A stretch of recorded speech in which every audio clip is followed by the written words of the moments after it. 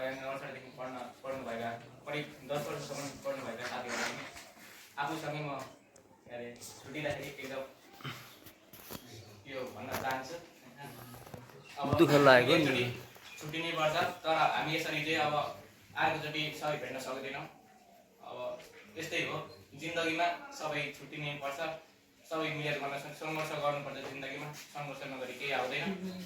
र सबै र यत्रो वर्ष हामीहरूलाई नयाँ नयाँ कुराहरू सिकाउनु भएको मेरा प्यारा प्यारा सरहरूलाई र यत्रो हामीलाई नयाँ नयाँ कुराहरू सिकाउनु भयो र अहिले यो स्थानसम्म पुर्याउनु भएको छ।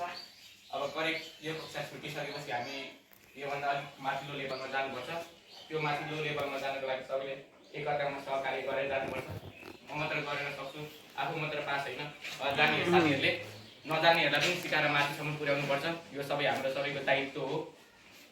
त्यसको लागि आफूले प्लस नजानेहरूलाई पनि बुझाउनुपर्छ। अहिले पनि समय छ, यो समयमा अब थाहा भयो होला, एडमिट कार्ड हेरेर पनि थाहा भयो कुन कुन साथीहरू पुग्नुसम्म पर्ने, तिनीहरूलाई पनि विभिन्न प्रकारको यो ज्ञानहरू साथी यो मेहनत गर्नुपर्छ, टिमवर्क गर्नुपर्छ भन्ने कुराहरू सिकाउनुपर्छ।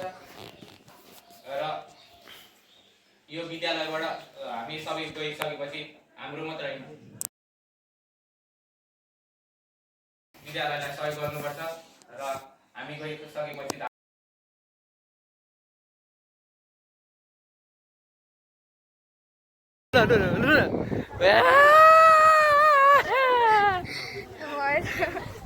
खोइ हो अरू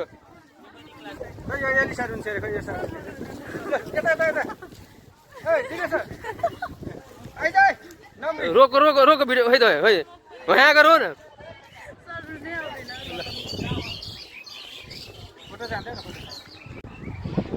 ल